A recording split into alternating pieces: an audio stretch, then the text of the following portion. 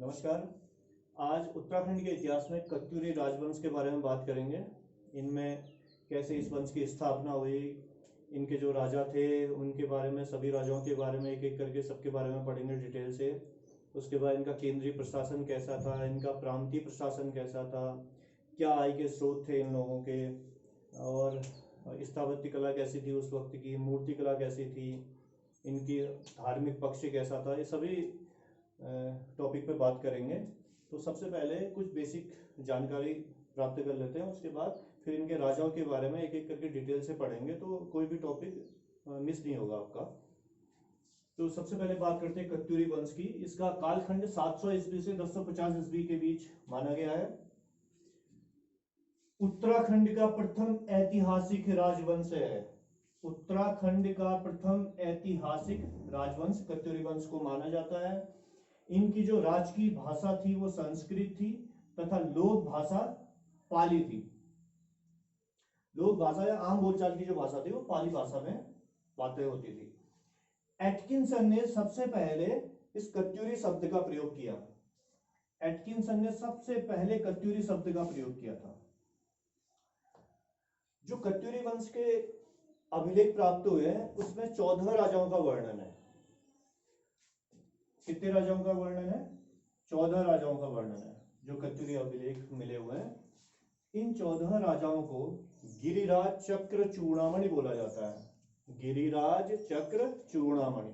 अब इनको गिरिराज क्यों बोला जाता है कि हिमालय के पास में हिमालय गिरिराज है, तो इस कारण से ये गिरिराज चक्र चूड़ामणि की उपाधि से अलंकृत रहे हैं। तो अब ये 14 राजा कौन थे, इन्होंने क्या क्या कार्य किए, विस्तार से एक एक करके सबके बारे में बात करते हैं। तो सबसे पहले बात करते हैं जो पहला राजा है इसमें, बसंत देव। बसंत देव को कत्यूरी वंश का संस्थापक माना जाता है।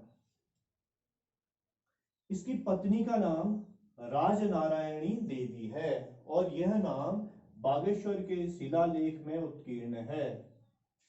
पत्नी बसंत देव संस्थापक है कत्यूरी वंश का और इसकी पत्नी का नाम राजनारायणी देवी है और इसका नाम बागेश्वर शिलालेख में उत्कीर्ण है, वहां से इसकी जानकारी मिलती है। बसंत देव ने एक उपाधि भी धारण की थी और वो उपाधि थी परम भट्टारक महाराजाधिराज परमेश्वर। परम भट्टारक महाराजाधिराज परमेश्वर की। बसंत देव ने नरसिंह मंदिर का निर्माण किया था जोशीमठ में, और इसने एक शरणेश्वर या स्वर्णेश्वर नामक गांव मंदिर को दान दे दिया था, वैष्णवों को दान दिया था इसने। तो ये बसंत देव के बारे में जानकारी है। बसंत देव के बाद इसका पुत्र राजा बनता है, लेकिन अभिलेखों में इसका नाम मिट गया है। ये दूसरे नंबर का राजा बना, लेकिन अभिलेखों में नाम मिट गया है, इस वजह से इसके नाम का पता नहीं चलता। इसके बारे में आप जानकारी आप लिख सकते हैं। बस पहली जानकारी, बसंत देव का पुत्र है। उसके बाद अभिलेखों में इसका नाम मिट गया है तो इसलिए इसका नाम पता नहीं चल पाता। तीसरा, इसने एक उपाधि धारण की थी और वो उपाधि भी परम भट्टारक महाराजाधिराज परमेश्वर की थी। जो इसके पिता की उपाधि थी वही इसने भी धारण की, परम भट्टारक महाराजाधिराज परमेश्वर की। और नेक्स्ट पॉइंट है इसका, इसने जो है शरणेश्वर या स्वर्णेश्वर गांव था ये व्याघ्रेश्वर को अर्पित कर दिया था। तो ये बसंत देव, उसके बाद उसका पुत्र। यहां पर कत्यूरी वंश में आपको एक चीज और पढ़नी है, यहां पर अलग अलग परिवारों ने अपने नाम से वंश चलाए है। तो कत्यूरी वंश, देखिए इसमें अलग अलग परिवारों की शाखा है अपना वंश चला रही है। तो ये बसंत देव की जो शाखा है, संस्थापक तो यही है, उसके बाद इसका पुत्र है। अब इसके पुत्र के बाद जो तीसरा राजा बनता है वो खरपड़ देव बनेगा और वो खरपड़ देव वंश की स्थापना करेगा इसी कत्यूरी राजवंश में। तो अब इसके तीसरे राजा, पहला बसंत देव, दूसरा उसका पुत्र जिसका नाम अभिलेखों में मिट गया है। अब तीसरे की बात करते हैं, खरपड़ देव की। अब बात करते हैं तीसरे राजा खरपड़ देव की। खरपड़ देव ने इसी कत्यूरी राजवंश में खरपड़ देव वंश की स्थापना की। यह अलग परिवार का आ गया। खरपड़ देव वंश की स्थापना की और इसकी उपाधि भी वही है जो शुरुआत के दोनों राजाओं की थी, परम भट्टारक महाराजाधिराज परमेश्वर की। इनमें से अधिकांश राजाओं ने यही उपाधि धारण की, और किसने नहीं की मैं वो आपको बता दूंगा, तो आपको याद रखना है। और किसी की अन्य उपाधि है तो वो भी मैं उसके सामने लिखूंगा। अभी आप ये याद रखिए कि किसकी क्या उपाधि थी। परम भट्टारक महाराजाधिराज परमेश्वर की थी, और ये खरपरदेव कन्नौज के शासक यशोवर्मन का समकालीन था। तो ये जो 14 राजा थे, गिरिराज, चक्र, चूड़ामणि, उन अभिलेखों में जिनका जिक्र है 14 राजाओं का, उसमें तीसरा राजा है खरपरदेव। उसके बारे में ये इसकी डिटेल है। इसके बाद खरपरदेव के बाद इसका पुत्र राजा बनता है, ये 4th नंबर का। इसका नाम था अधिराज देव या कल्याणराज। इसका नाम था अधिराज देव, और कुछ किताबों में इसका नाम कल्याणराज लिखा है, तो आप याद रखें इसको। इसकी क्या विशेषता है। खरपरदेव का पुत्र है, इसकी पत्नी का नाम लद्धा देवी है, बागेश्वर के शिलालेख में इसका भी नाम है, और इसकी उपाधि भी जो इसके पूर्ववर्ती राजा उनकी तरह क्या है, परम भट्टारक महाराजाधिराज परमेश्वर की। इसके बाद अधिराज देव के बाद इसका पुत्र त्रिभुवन राज गद्दी पर बैठता है, ये 5th नंबर का राजा हो गया। त्रिभुवन राज अधिराज देव का पुत्र था ये। इसने अपने पूर्वजों की भांति कोई भी उपाधि धारण नहीं की, इसके पास कोई उपाधि नहीं थी। दानी प्रवृत्ति का शासक था, मंदिरों को दान देता था। इसके समय में इसका भाई भी मंदिरों को बहुत दान देता था। तो ये बात होगी खरपरदेव वंश की। कत्यूरी वंश में पहले आपने बसंतदेव पढ़ लिया, उसके बाद उसका पुत्र पढ़ लिया, उसके बाद फिर तीसरा राजा खरपरदेव बना। इसने खरपरदेव वंश की स्थापना की, फिर इसका पुत्र अधिराज देव, फिर इसका पुत्र त्रिभुवन राजदेव। अब जो अगला राजा बनेगा वो निम्बरदेव है, और वो इसी कत्यूरी राजवंश में निम्बर वंश की स्थापना करेगा, और उसका नंबर आएगा 6 नंबर। त्रिभुवन राजदेव के बाद अब राजा बनता है निम्बरदेव 6 नंबर पे। अब यही कत्यूरी, देखिए यहाँ पर कत्यूरी राजवंश में अलग अलग परिवारों ने राज किया था। बसंतदेव का परिवार हो गया, उसके बाद खरपरदेव का परिवार था। अब ये निम्बरदेव ने यहाँ पर निम्बरदेव वंश की स्थापना कर दी। तो निम्बरदेव ने यहाँ पर निम्बर वंश की स्थापना कर दी। इसने कोई भी उपाधि धारण नहीं की, और इसकी पत्नी का नाम दासु या नाथु देवी था। कोई उपाधि धारण नहीं की, पत्नी का नाम दासु या नाथु देवी है। इसको बागेश्वर के, ये याद रखेगा, थोड़ा सा महत्वपूर्ण है ये, बागेश्वर के शिलालेख में इसको निम्बर्त कहा गया है। बागेश्वर के शिलालेख में इसको निम्बर्त कहा गया है, और पांडुकेश्वर से प्राप्त ताम्र अभिलेख में इसको श्री निम्बरम कहा गया है। पांडुकेश्वर से प्राप्त ताम्र अभिलेख में इसे श्री निम्बरम कहा गया है। और ललित सूरदेव के अभिलेखों में इसकी प्रशंसा की गई है। ललित सूरदेव जो इस वंश का सबसे प्रतापी राजा है, इसके अभिलेखों में इसकी प्रशंसा की गई है। और ये दो आपको याद रखते हैं कि बागेश्वर के शिलालेख में इसको निम्बर्त कहा गया है, और पांडुकेश्वर ताम्र अभिलेख में इसे श्री निम्बरम कहा गया है। निम्बरदेव के बाद उसका पुत्र राजा बनता है ईष्टगढ़।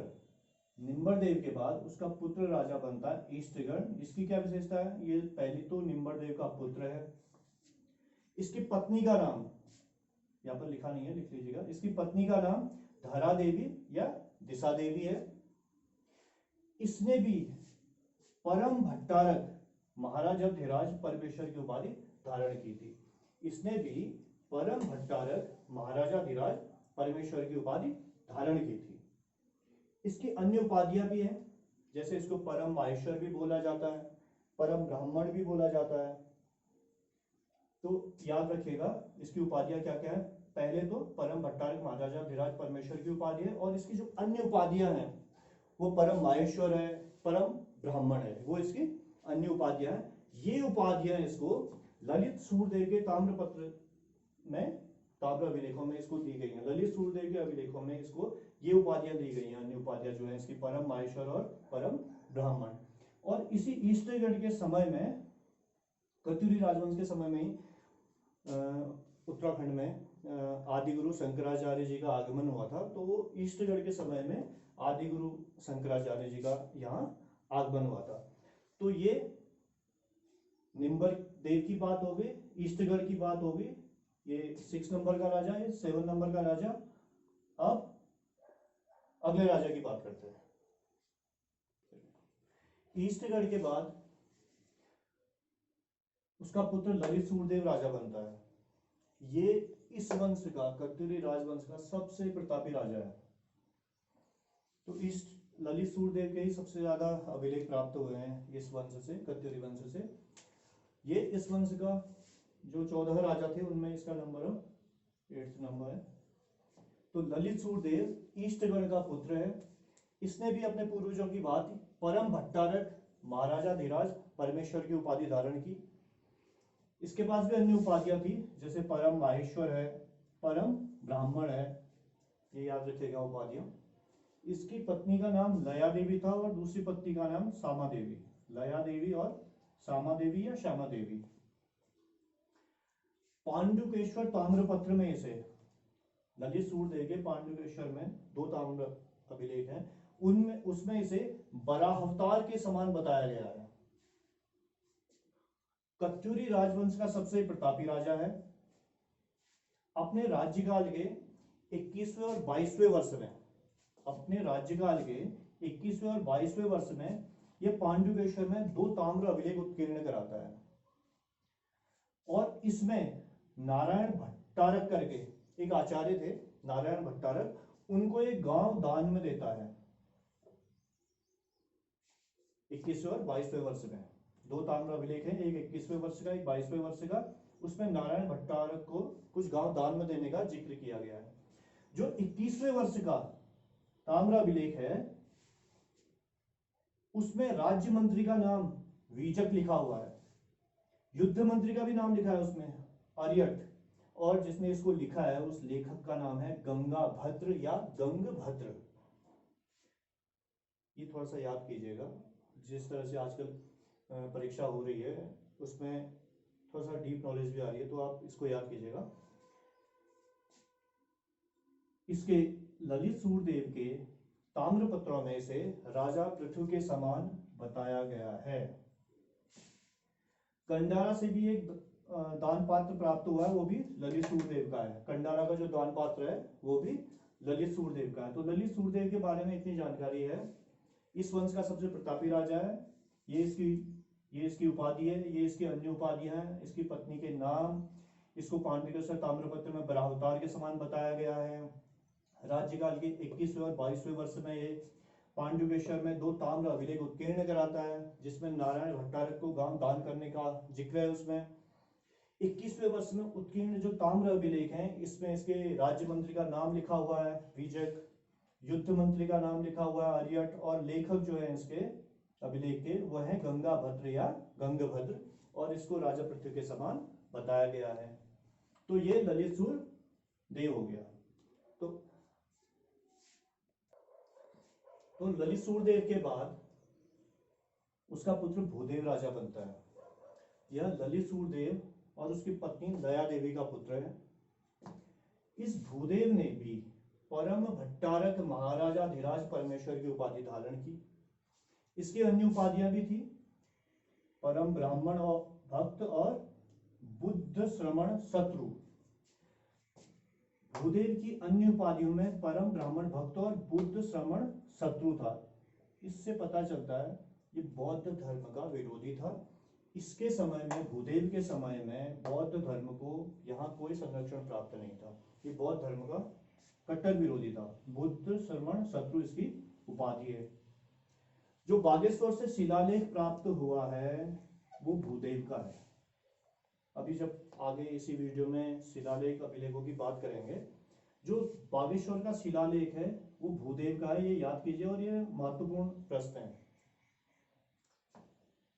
भूदेव के बाद सलौणादित्य राजा बनता है और यह अब सलौणादित्य वंश की स्थापना करता है। आपको प्रारंभ में इस वीडियो के बताया था कि वंश तो कत्यूरी राजवंश है, इसमें अलग अलग परिवारों का शासन चल रहा है। अब यहाँ से सलौणादित्य का वंश शुरू हो गया। भूदेव के बाद राजा बनता है 10वें नंबर का राजा सरवणादित्य, और ये सरवणादित्य वंश की स्थापना करता है। इसकी पत्नी का नाम सिंधवली देवी या सिंघावली देवी था, और सरवणादित्य ने कोई भी उपाधि धारण नहीं की, इसने कोई भी उपाधि धारण नहीं की। सरवणादित्य के बाद जो 11वां राजा बना है वो है इच्छट देव। यह सरवणादित्य का पुत्र है, और इस इच्छट देव की पत्नी का नाम सिंधु देवी है। इच्छट देव ने भी उपाधियां धारण की। इसकी उपाधि भी परम भट्टारक महाराजा धीराज परमेश्वर की है, आप लिख लीजिएगा यहाँ, परम भट्टारक महाराजा धीराज परमेश्वर की है। इसके अन्य उपाधियां भी हैं, इसके अन्य उपाधियां हैं परम माहेश्वर और परम ब्राह्मण, वो भी आप यहाँ पर नोट कर लीजिएगा, परम माहेश्वर और परम ब्राह्मण। इच्छट देव के बाद उसका पुत्र देसठ देव राजा बना। ये 12वें नंबर का राजा है। इसके बारे में देखिए, इच्छट देव का पुत्र है, पत्नी का नाम इसकी पज्जल देवी है। इसने भी उपाधि धारण की थी, ये उपाधि आप लिख लीजिएगा, परम भट्टारक महाराजा धीराज परमेश्वर की। देसठ देव ने भी उपाधि धारण की परम भट्टारक महाराजा धीराज परमेश्वर की। इसकी अन्य उपाधियां इसकी भी है, जैसे इसके पूर्वजों ने ली थी कुछ ने, परम ब्राह्मण और परम माहेश्वर, ये इसकी अन्य उपाधियां हैं, ये भी आप लिख लीजिएगा। देसठ देव का भी पांडुकेश्वर से एक ताम्र अभिलेख प्राप्त हुआ है, और उस अभिलेख का जो लेखक है वो है भद्र, भद्र ने लिखा था उसको। तो देसठ देव के बारे में ये जानकारी है। देसठ देव के बाद इसका पुत्र पद्मदेव या पद्मदेव राजा बना। इसके बारे में जानते हैं, देसठ देव का पुत्र है, इसने भी उपाधि धारण की जो इसके पूर्वज धारण कर रहे हैं, परम भट्टारक महाराजा धीराज परमेश्वर की। अब तो आपको याद हो गया होगा। पद्मदेव का भी पांडुकेश्वर से एक ताम्र अभिलेख प्राप्त हुआ है। इसका भी पांडुकेश्वर से पद्मदेव का एक ताम्र अभिलेख प्राप्त हुआ है, और इस ताम्र अभिलेख का लेखक है नंदाभद्र, नंदाभद्र। पद्मदेव की पत्नी का नाम इसाल देवी, और इसी पद्मदेव ने अपने शासनकाल के 25वें वर्ष में, इसने 25 वर्ष तक शासन किया, और अपने शासनकाल के 25वें वर्ष में बद्रीनाथ मंदिर के नाम भूमिदान की थी। पद्मदेव के बाद उसका पुत्र सुभिक्षराज राजा बना। जो शुरुआत में मैंने आपको बताया था कि 14 राजा थे जो गिरिराज चक्र चूड़ामणि कहे जाते हैं, उनमें आखिरी राजा है। कत्यूरी वंश के अभिलेखों में जिन 14 राजाओं का वर्णन है, हम 14वां राजा पढ़ रहे हैं अभी, और इतने ही राजाओं का उसमें उल्लेख है। उसके बाद इनके उत्तराधिकारी आएंगे, उनके बारे में भी इसके बाद बात करते हैं। सुभिक्षराज यह पद्मदेव का पुत्र है, इसने भी उपाधि धारण की जैसे इसके पूर्वजों ने धारण की थी, परम भट्टारक महाराजा धीराज परमेश्वर की। तो इसकी उपाधि हो गई परम भट्टारक महाराजा धीराज परमेश्वर की, ये आप लिख लीजिएगा। सुभिक्षराज का भी पांडुकेश्वर से एक ताम्र अभिलेख प्राप्त है, जिसका लेखक नंदाभद्र है, इसका भी लेखक नंदाभद्र है। सुभिक्षराज ने ही जो इनकी प्रारंभिक राजधानी थी कार्तिकेयपुर में जोशीमठ के पास, उसको परिवर्तित किया, और ये उस राजधानी को सुभिक्षपुर ले आया। तो राजधानी परिवर्तन, प्रारंभिक राजधानी कार्तिकेयपुर में थी जोशीमठ में, अब ये सुभिक्षराज इसको स्थानांतरित कर रहा है राजधानी को, कहाँ, सुभिक्षपुर में। अब इसके बाद नरसिंह देव आएगा जो राजधानी को परिवर्तित करेगा। अब इसके बाद हम बात करते हैं इनके उत्तराधिकारियों की। अब बात करते हैं कत्यूरी वंश के उत्तराधिकारियों की। देखिए, जो 14 राजा थे उनके बारे में बात हो गई। उसके बाद कोई प्रामाणिक जानकारी नहीं है, किसी का नाम अभिलेखों में नहीं था। कालांतर में, बहुत बाद में, एक राजा बना नरसिंह देव, कत्यूरी वंश के उत्तराधिकारियों में बाद में एक राजा बना नरसिंह देव। यही राजधानी को बैजनाथ कार्तिकेयपुर बागेश्वर में लेके आया, इसने राजधानी परिवर्तित की, और ये अब इसने नई राजधानी कहाँ बना दी है, बैजनाथ में, कार्तिकेयपुर में, बागेश्वर में, यानी कि अब ये कत्यूर घाटी में इधर राजधानी परिवर्तन कर दिया। जब ये इधर राजधानी परिवर्तित हो गई, इसके बाद सिर्फ जनश्रुतियों के आधार पर ही, लोक कथाओं के आधार पर ही इनके बारे में जानकारी पता चलती है, और कोई प्रामाणिक जानकारी इनके बारे में नहीं है।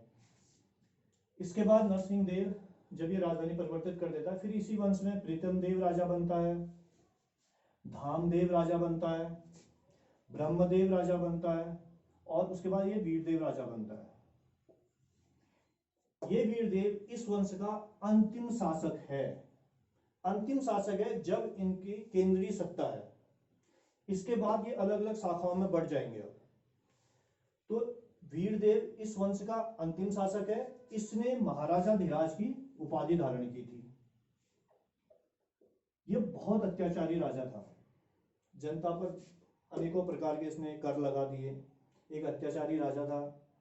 ये छोटे भाग से अगर किसी को जब कर्ज देता था इसके शासनकाल में, तो छोटे से भाग से कर्ज लिया जाता था, और जब ये वापस देता था अन्न को, अन्न के रूप में जब ये कर्ज देता, छोटे हिस्से से छोटे मुंह से देता, और जब वापस देता तो बड़े हिस्से से वापस लेता था। तो जनता का इसने बहुत ज्यादा शोषण किया। इसके अत्याचार चरम पर पहुंच चुके थे। इसने अपनी मामी तिलोत्तमा देवी से जबरन विवाह कर लिया था। और यह जब अपने सेवकों, जब ये यात्रा पे इधर उधर जाता था, तो अपने सेवकों के कंधों पर पालकी बांध देता था,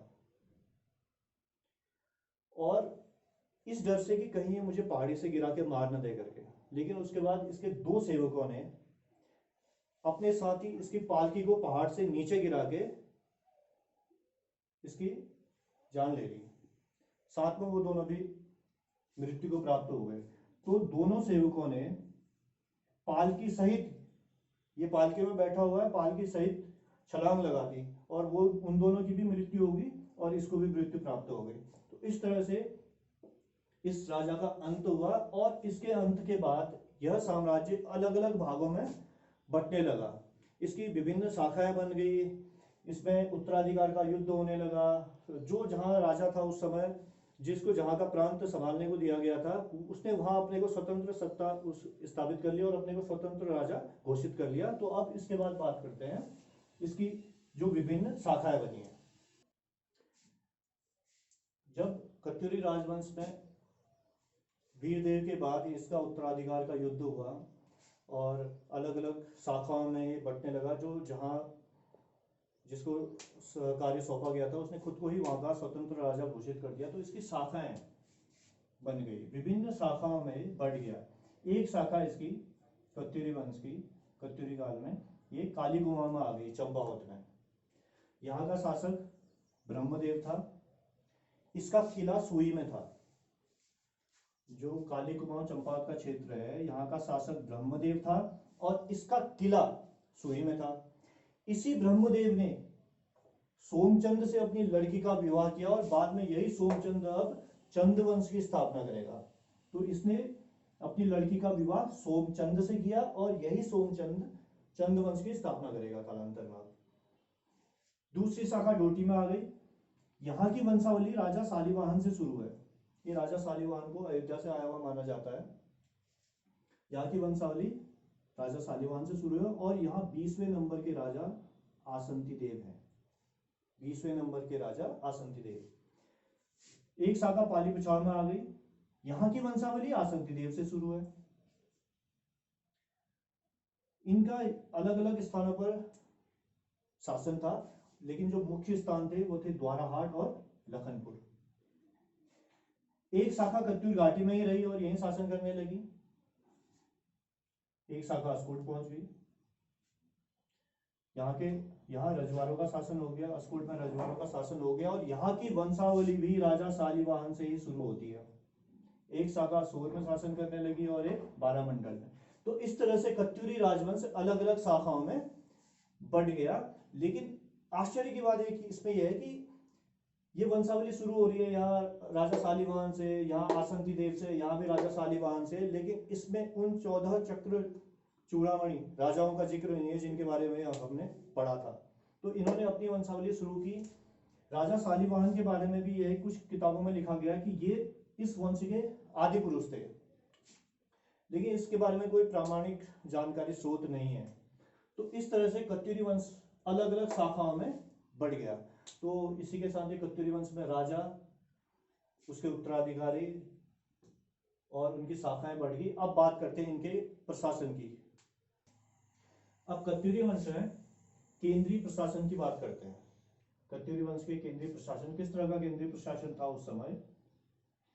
जो सेना का संचालन था वो तो राजा स्वयं करता था। सेना का संचालन राजा द्वारा स्वयं होता था, और सेना इनकी 4 भागों में विभक्त थी। कौन कौन से भाग थे? एक तो पैदल, जिनको गोलमिक कहते थे। सेना, एक पैदल सेना थी जिसको गोलमिक बोला जाता था। दूसरी सेना थी अश्व की, घोड़ों की। इस सेना को अश्वरोही सेना बोलते थे। इनका जो सर्वोच्च अधिकारी होता था उसको अश्वबलाधिकृत बोलते थे। सेना 4 भागों में विभक्त है। एक पैदल, पैदल को गोलमिक बोला जाता था इनको। दूसरी अश्व, घोड़े की सेना है, इसको अश्वरोही सेना बोलते थे उस समय। और इनका जो सर्वोच्च अधिकारी होता था उसको बोला जाता था अश्वबलाधिकृत।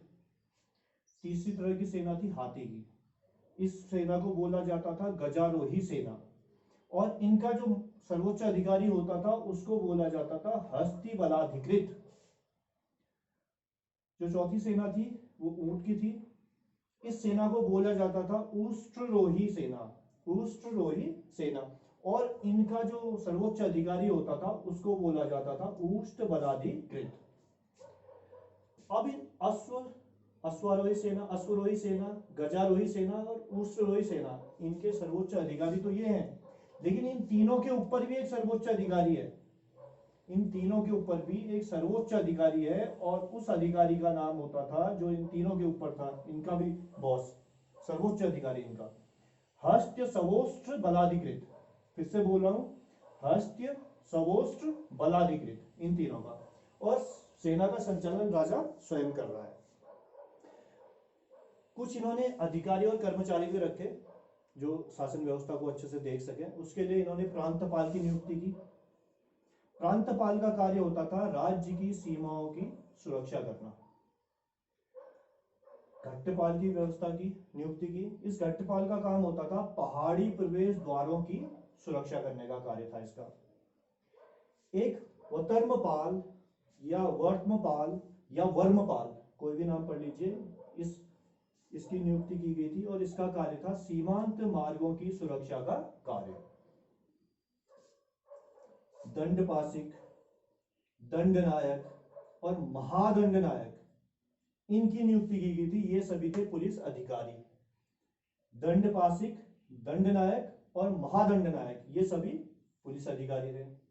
कुछ अन्य कर्मचारी की भी व्यवस्था की, जैसे दंडिक हो गया, चार्ट भाट हो गया, या अन्य कर्मचारी व्यवस्था के लिए। दोषापराधिक की व्यवस्था की गई। इसका क्या कार्य है?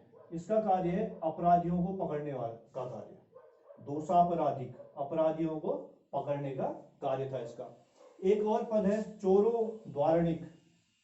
चोरो द्वारणिक, इस चोरो द्वारणिक का कार्य है चोर लुटेरों को पकड़ने का कार्य है। एक और पद था दुह साध्य साधनिक।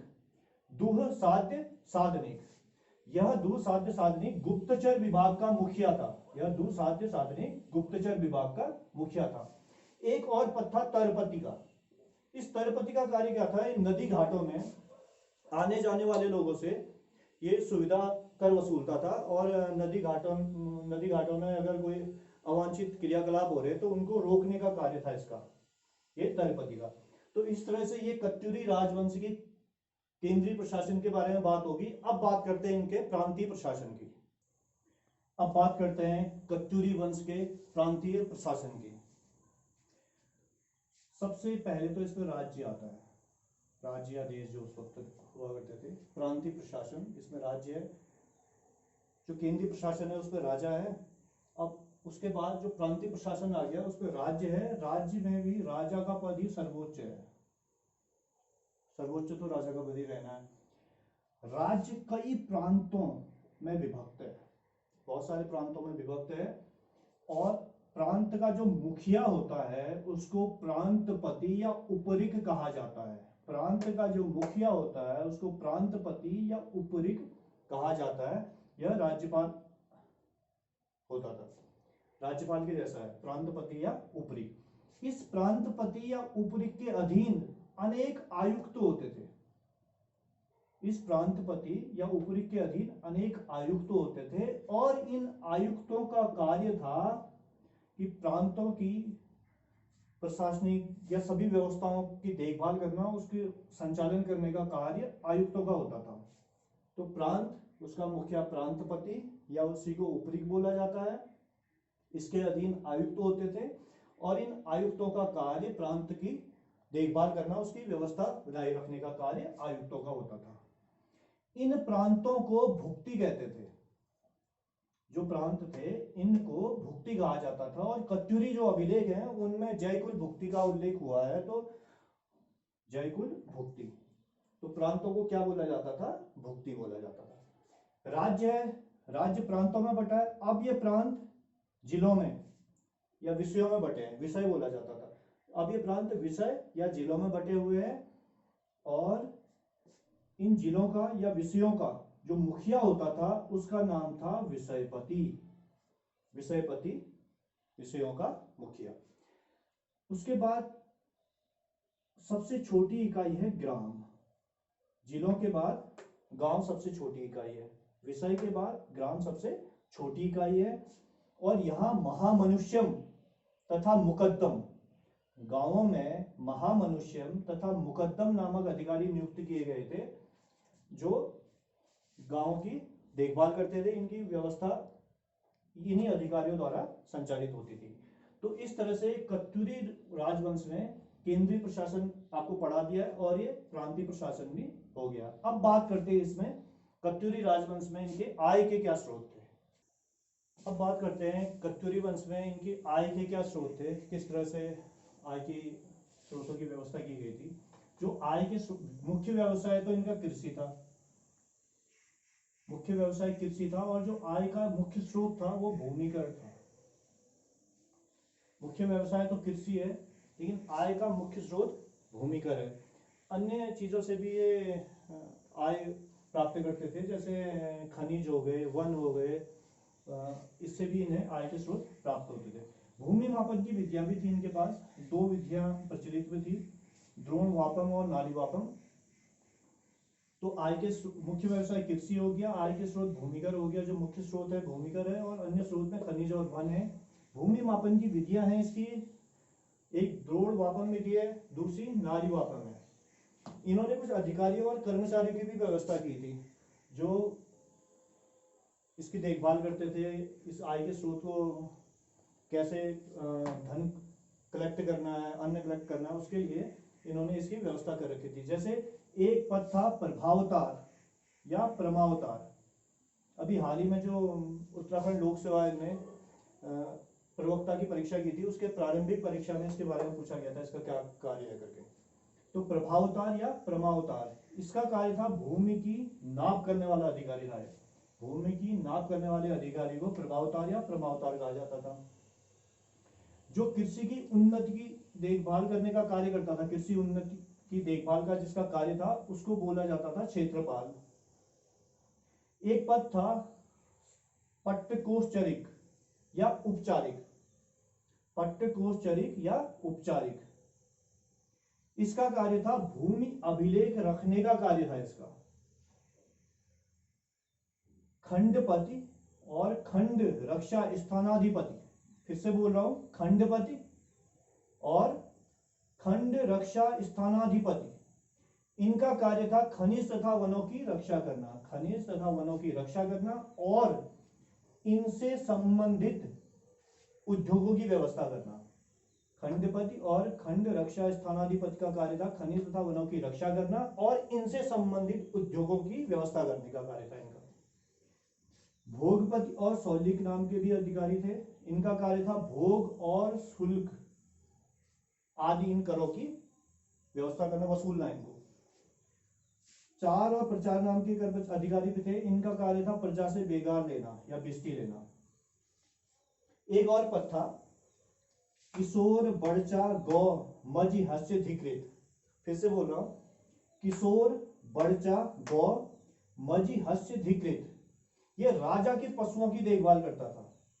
इसका कार्य था राजा के पशुओं की देखभाल करना, क्योंकि राजा की जो संपत्ति है वो जानवर है, विभिन्न जानवर राजा की संपत्ति है और उनकी देखभाल करने के लिए एक अधिकारी की नियुक्ति की गई है, उसका नाम है किशोर बड़चा गौ मजी हस्यधिकृत। एक और कर्मचारी की नियुक्ति की गई है जिसका नाम है आभीर। इस आभीर का कार्य है दुधारू पशुओं से दुग्ध प्राप्त करना। इस आभीर का कार्य है दुधारू पशुओं से दुग्ध प्राप्त करना। तो इस तरह से ये कत्यूरी वंश के आय के स्रोत हैं।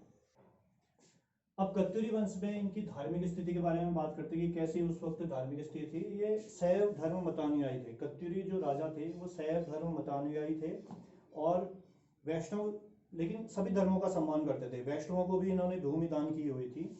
तो ये शैव धर्म मतानुयायी हैं। अनेक शैव और वैष्णव मंदिरों की स्थापना की इन्होंने, भूमि भी दान में की, धार्मिक सहिष्णु राजा हैं। ललित सूर्यदेव ने वैष्णव मंदिरों को भूमि दान दी थी। ललित सूर्यदेव ने वैष्णव मंदिरों को भूमि दान में दी थी। सामा देवी ने भी भगवान नारायण के मंदिर की स्थापना की। अब ये सामा देवी किसकी पत्नी है ये आपको पता होगा। मैं अभी जब राजाओं का क्रम बता रहा था, चक्र चूड़ामणि राजाओं का, 14 राजाओं का, उसमें बताया था कि ये किसकी पत्नी है। अगर आपको याद है बहुत अच्छी बात है, और अगर आपको याद नहीं है तो आप पूर्व में वीडियो में जाइए और देखिए कि ये किसकी पत्नी है। या अब ये पढ़ने का कार्य आपका है। तो सामा देवी ने भगवान नारायण के मंदिर की स्थापना की। बौद्ध धर्म भी विद्यमान था, लेकिन भूदेव के समय में बौद्ध धर्म को संरक्षण नहीं मिला। क्यों? क्योंकि भूदेव बौद्ध धर्म का विरोधी था। बुद्ध श्रमण शत्रु की उपाधि धारण की थी, तो ये बौद्ध धर्म का विरोधी था। तो इसके समय बौद्ध धर्म को संरक्षण नहीं मिला और संभवतः इसके बाद ही बौद्ध धर्म का यहाँ उसके प्रचार प्रसार में कमी आई भूदेव के समय से। तो ये कत्यूरी वंश में इसकी धार्मिक स्थिति है। अब बात करते हैं इनके शिलालेख और अभिलेखों की। कत्यूरी वंश में जो अभिलेख या शिलालेख हैं, अब इसके बारे में बात करते हैं। जो इनके ताम्र अभिलेख हैं वो तो पांडुकेश्वर से प्राप्त हुए हैं। पांडुकेश्वर से जो ताम्र अभिलेख प्राप्त हुए हैं, इसमें से ललित सूर्यदेव के 2 ताम्र अभिलेख प्राप्त हुए हैं। कत्यूरी वंश में जो पांडुकेश्वर ताम्र अभिलेख हैं, यहाँ से ललित सूर्यदेव के 2 ताम्र अभिलेख प्राप्त हुए हैं। और इन ताम्र अभिलेख का जो लेखक है वो है गंगाभद्र या गंगभद्र। ललित सूर्यदेव के जो ताम्र अभिलेख पांडुकेश्वर से प्राप्त हुए हैं, इनका लेखक है गंगाभद्र या गंगभद्र। इसी पांडुकेश्वर से देसर देव का भी एक ताम्र अभिलेख प्राप्त हुआ है, पद्म देव का भी एक ताम्र अभिलेख प्राप्त हुआ है, और सुभिक्ष राज का भी एक ताम्र अभिलेख प्राप्त हुआ है। ललित सूर्यदेव का लेखक जो ताम्र अभिलेख है उसका लेखक है गंगाभद्र, देसर देव के ताम्र अभिलेख का लेखक है भद्र, पद्म देव के ताम्र अभिलेख का लेखक है नंदाभद्र, और सुभिक्ष राज के ताम्र अभिलेख का लेखक भी नंदाभद्र है। शिलालेख प्राप्त हुआ है इनका बागेश्वर से, कत्यूरी वंश का, और यह शिलालेख भूदेव का है। कंडारा से दानपत्र प्राप्त हुआ है, यह ललित सूर्यदेव का है। और इनके शिलालेखों की जो लिपि है वो कुटिला है। ये जरा सा याद रखिएगा, इसकी लिपि इनकी कुटिला है। तो इस तरह अभिलेख और शिलालेख जो प्राप्त हुए जिनसे जानकारी मिलती है वो ये है। कत्यूरी राजवंश में स्थापत्य कला की बात करते हैं। उत्तराखंड में स्थापत्य कला कत्यूरी राजवंश में अपने चरमोत्कर्ष पर थी। काष्ठ और पाषाण का प्रयोग होता था, पत्थर का और लकड़ी का प्रयोग किया जाता था, और नागर शैली का प्रभाव था इस स्थापत्य कला में। कहीं कहीं इन काष्ठ और पाषाण के साथ लोहे की कीलों और पट्टों का भी उपयोग किया जाता था। मंदिरों में वर्गाकार गर्भगृह का निर्माण किया गया था इन मंदिरों में। और मंदिर 2 प्रकार के थे इस समय। एक तो थे छत्र युक्त मंदिर, एक थे शिखर युक्त मंदिर। अब ये जो छत्र युक्त मंदिर हैं ये पाषाण तथा काष्ठ दोनों के हैं, पत्थर और लकड़ी दोनों के हैं। इन्हें कत्यूरी शिखर वाले मंदिर कहते हैं। पाषाण और काष्ठ दोनों के हैं, पत्थर और लकड़ी दोनों के हैं। कहीं कहीं ये सिर्फ पाषाण के हैं और इनका जो शिखर है वो काष्ठ का है। पाषाण और काष्ठ दोनों के हैं। कुछ मंदिर सिर्फ पाषाण के हैं, पत्थर के हैं, और उनका जो शिखर है वो काष्ठ का बना हुआ शिखर है, शिखर का छत्र जो है। इन्हें कत्यूरी शिखर वाले मंदिर कहा जाता है। जैसे इसके उदाहरण कहाँ कहाँ हैं, जैसे बागेश्वर के मंदिर, केदारनाथ में, बिनसर में, अल्मोड़ा में नंदा देवी का मंदिर है, लाखा मंडल या गोपेश्वर आदि ये जो जगह हैं यहाँ छत्रयुक्त प्रकार के मंदिर हैं। फिर जो दूसरा प्रकार है वो है शिखर युक्त मंदिर। ये वर्गाकार बिना छत्र के हैं, पाषाण से निर्मित हैं, और इनमें भी कहीं कहीं लोहे की कीलों और पट्टों का इस्तेमाल किया गया है। यहाँ भी किया गया है, इसमें भी लोहे की कीलों और पट्टों का इस्तेमाल किसी किसी में। ये जो शिखर युक्त मंदिर है ये परिवार समूह के मंदिर है, एक साथ बहुत सारे मंदिर, जैसे आपने द्वाराहाट में या जागेश्वर धाम में, वहाँ ये परिवार समूह के मंदिर है। बैजनाथ में, जागेश्वर में, बागेश्वर में, कटारमल, द्वाराहाट और जोशीमठ में जागेश्वर ये परिवार समूह के मंदिर है। यहाँ से ये मंदिर प्राप्त हुए हैं, जैसे द्वाराहाट है, जागेश्वर है, इन जगहों से ये मंदिर प्राप्त हुए हैं। तो ये स्थापत्य कला है, अपने चरमोत्कर्ष पर थी ये कत्यूरी वंश में। अब ये दो प्रकार के मंदिर हो गए, छत्रयुक्त मंदिर और शिखर युक्त मंदिर, ये इनकी डिटेल है। हाँ, इसमें ये जो छत्रयुक्त मंदिर है ये पैगोडा प्रकार के मंदिर कहा जाता है, इनको पैगोडा प्रकार का मंदिर कहा जाता है। तो इस तरह से स्थापत्य कला इसकी होती है। स्थापत्य कला के बाद अब बात करते हैं कत्यूरी वंश में मूर्ति कला की।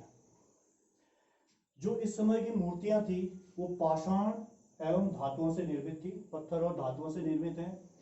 काली, सफेद और हरे बालवी पाषाणों से निर्मित है। ये जो हरे बालवी पाषाणों से निर्मित मूर्ति है, ये बैजनाथ मंदिर समूह की जो मूर्तियां वो हैं इस तरह की हरे बालवी वाली। इसमें विभिन्न अलग अलग देवी देवताओं की मूर्तियां, जैसे शिवलिंग है, हरगौरी की मूर्ति है, नंदी की है, गणेश भगवान जी की है, नरसिंह, कार्तिकेय, दुर्गा, विष्णु आदि देवी देवताओं की मूर्तियां निर्मित की गई इस वंश में। जो मूर्ति कला के कत्यूरी वंश में प्रमुख केंद्र थे वो है जागेश्वर, बागेश्वर, लाखामंडल, श्रीनगर, कटारमल, आदिबद्री आदि स्थान इसके मूर्ति कला के प्रमुख केंद्र है। जो हरगौरी मंदिर है कालीभट्ट में, राहुल सांस्कृत्यायन ने इस मंदिर की हरगौरी की मूर्ति देखकर कहा था कि पूरे संपूर्ण भारत में इतनी सुंदर अखंड हर मूर्ति किसी की भी नहीं है, इतनी सुंदर मूर्ति किसी की भी नहीं है जितनी सुंदर मूर्ति यहाँ है। तो इस तरह से कत्यूरी राजवंश के बारे में आज हमने पूरा अध्ययन कर लिया। तो आप इसको अच्छे से पढ़िए। कत्यूरी वंश लगभग संपूर्ण हो गया है, तो इसमें पूरा कर दिया। अब इसके बाद जो अगले वीडियो होंगे इसी से संबंधित कुछ इसमें से मैं प्रश्न बना के वीडियो बनाऊंगा, आप उसके उत्तर देंगे तो आपकी परीक्षा के लिए आपकी तैयारी अच्छी रहेगी। इसके बाद मिलते हैं फिर किसी अन्य वीडियो में, तब तक के लिए नमस्कार, धन्यवाद।